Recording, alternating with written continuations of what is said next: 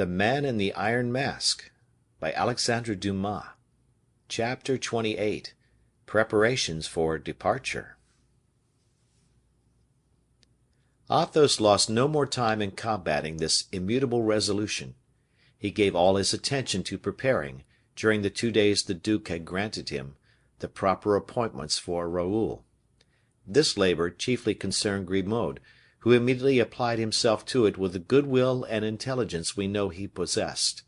Athos gave this worthy servant orders to take the route to Paris when the equipments should be ready, and, not to expose himself to the danger of keeping the duke waiting, or delaying Raoul, so that the duke should perceive his absence, he himself, the day after the visit of M. de Beaufort, set off for Paris with his son.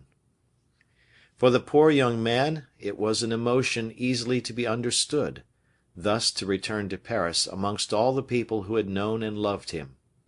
Every face recalled a pang to him who had suffered so much, to him who had loved so much, some circumstance of his unhappy love. Raoul, on approaching Paris, felt as if he were dying. Once in Paris he really existed no longer. When he reached Guiche's residence, he was informed that Guiche was with Monsieur.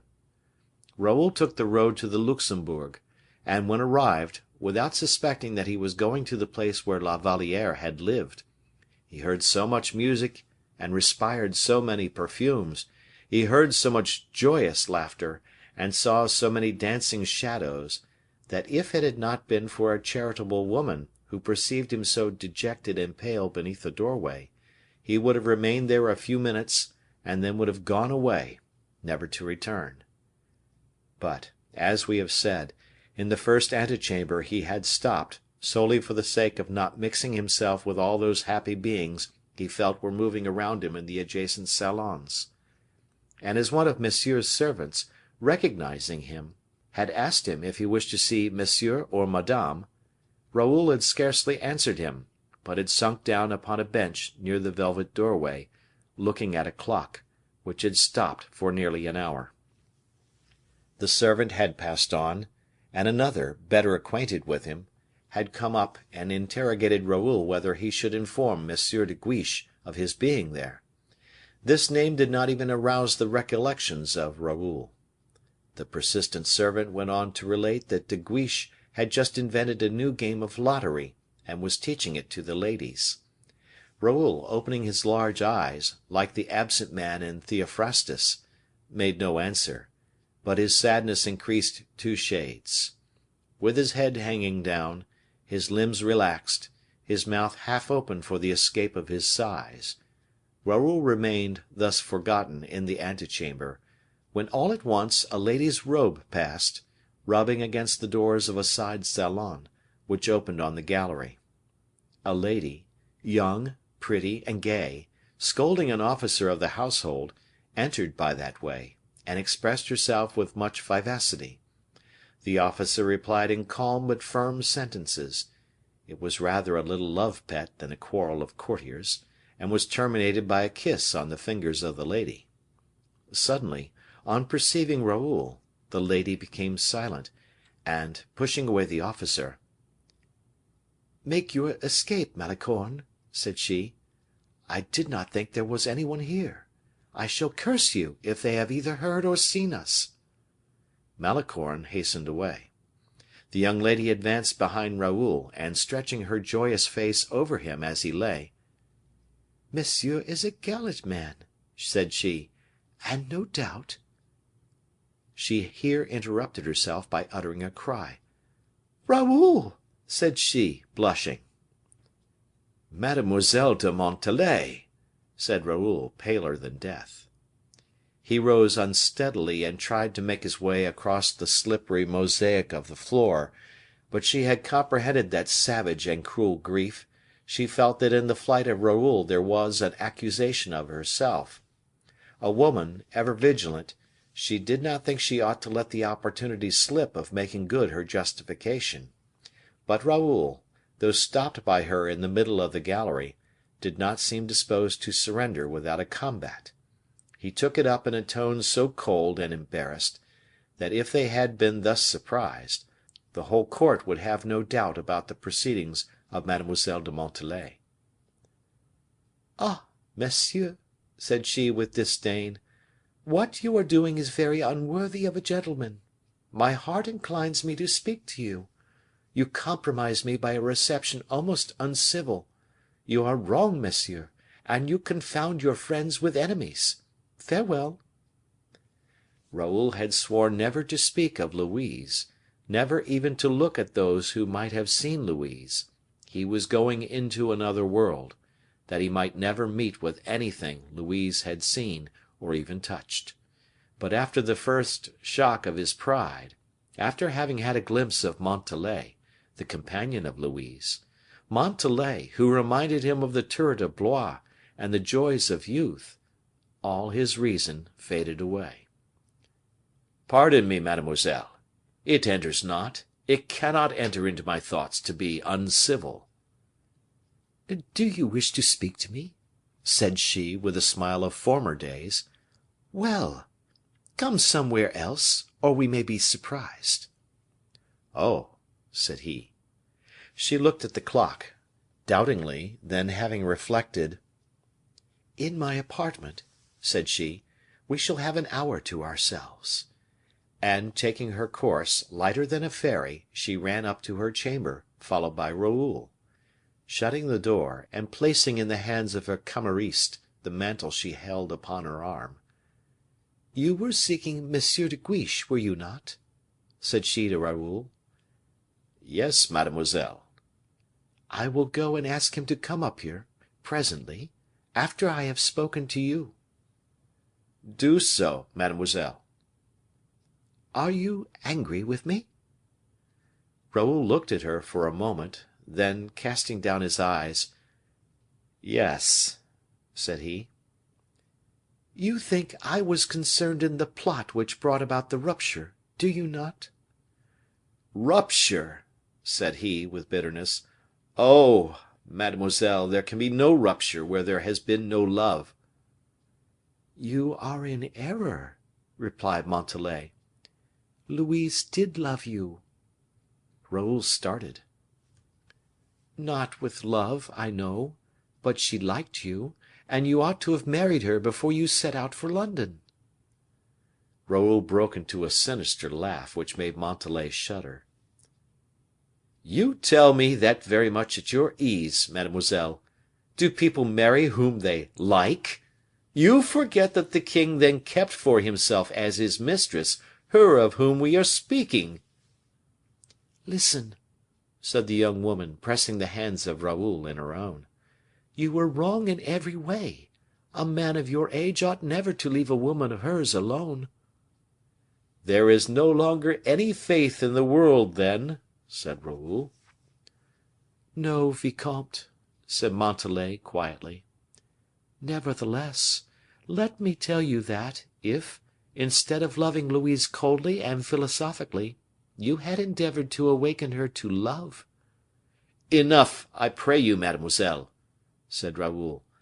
"I feel as though you were all, of both sexes, of a different age from me. You can laugh, and you can banter agreeably. Mademoiselle, I loved Mademoiselle de—" Raoul could not pronounce her name. "I loved her well. I put my faith in her. Now I am quits by loving her no longer." "Oh, vicomte," said Montalais, pointing to his reflection in a looking glass. "I know what you mean, mademoiselle. I am much altered, am I not? Well, do you know why? Because my face is the mirror of my heart, the outer surface changed to match the mind within." "You are consoled, then?" said Montalais, sharply. "No, I shall never be consoled." "I don't understand you, Monsieur de Bragelonne." "I care but little for that. I do not quite understand myself."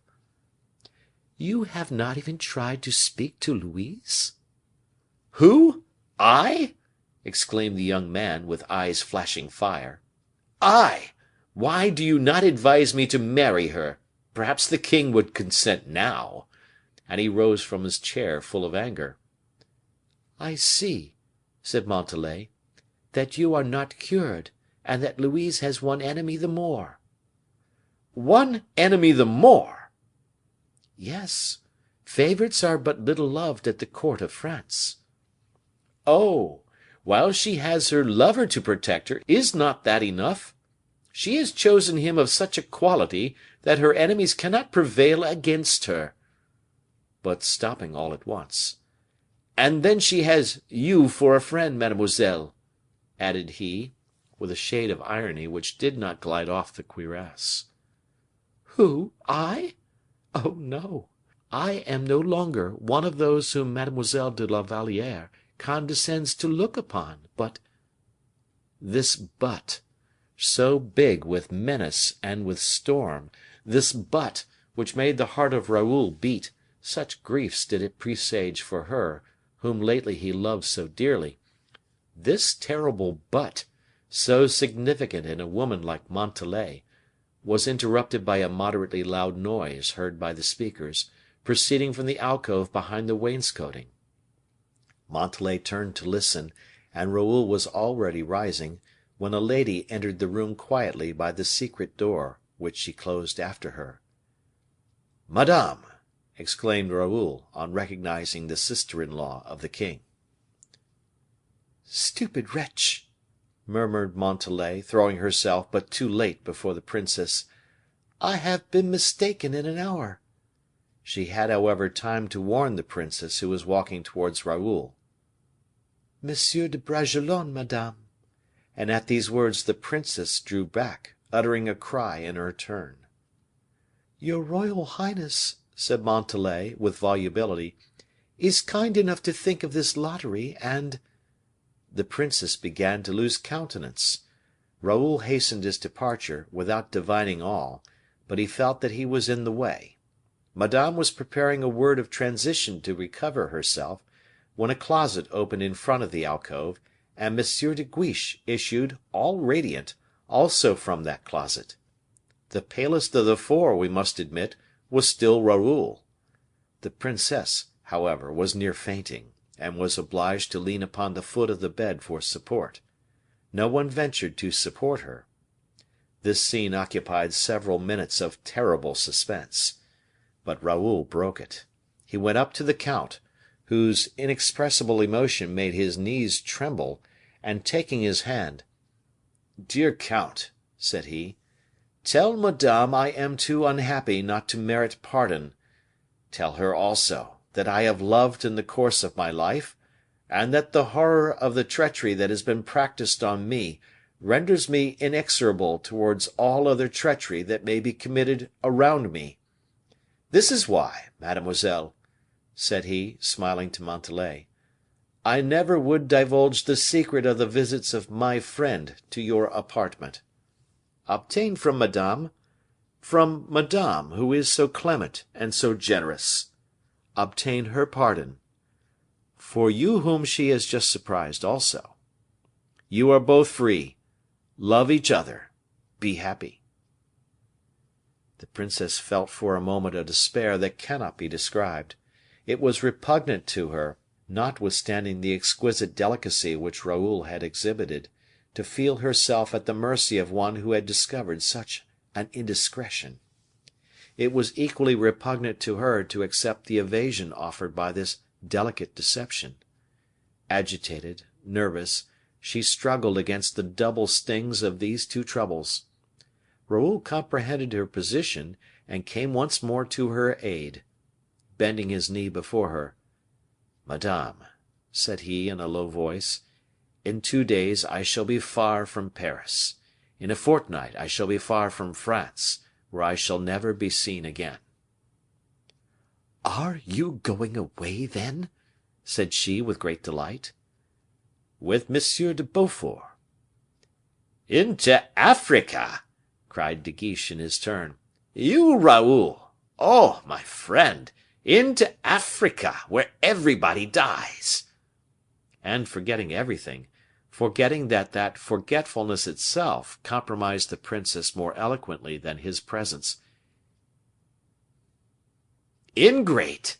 said he, "and you have not even consulted me."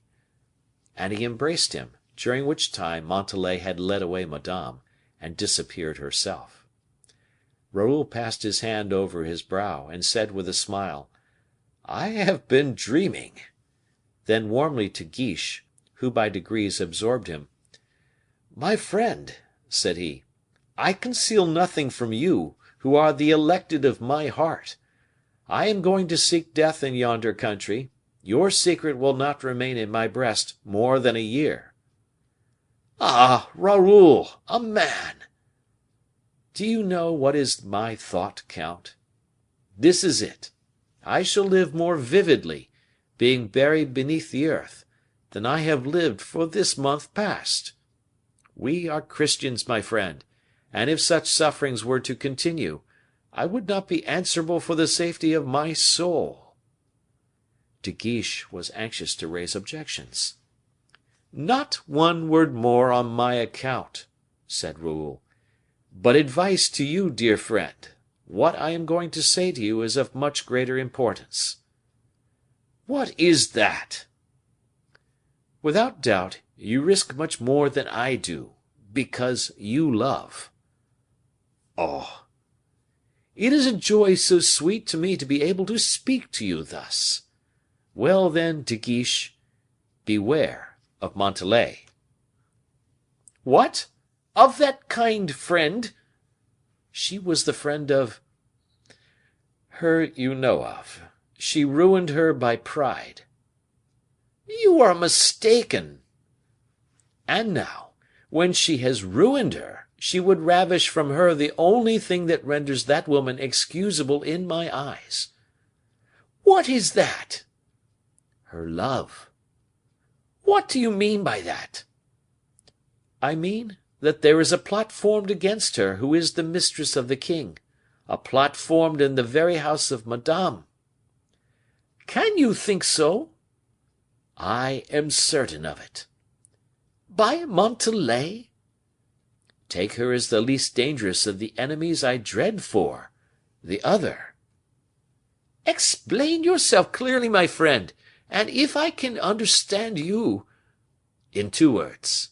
Madame has been long jealous of the king." "I know she has." "Oh, fear nothing. You are beloved. You are beloved, count. Do you feel the value of these 3 words? They signify that you can raise your head, that you can sleep tranquilly, that you can thank God every minute of your life.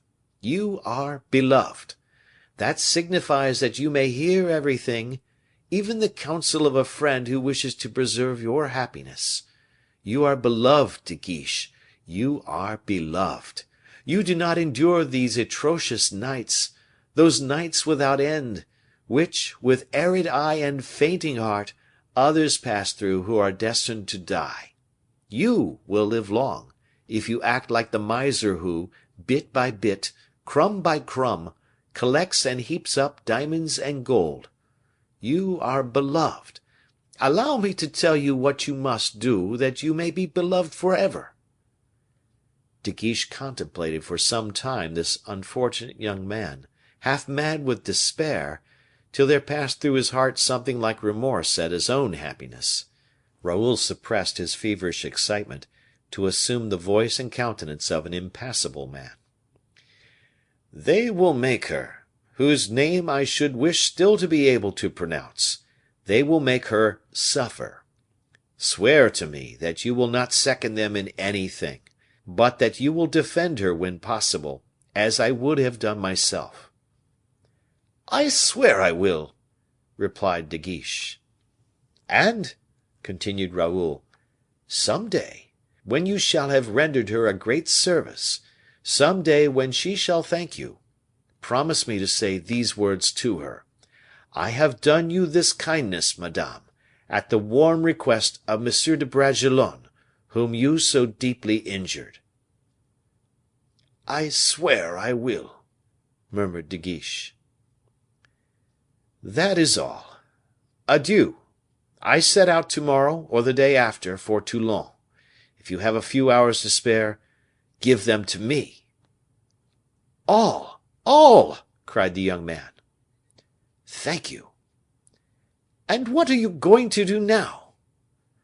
"I am going to meet M. le comte at Planchet's residence, where we hope to find M. d'Artagnan." "M. d'Artagnan?"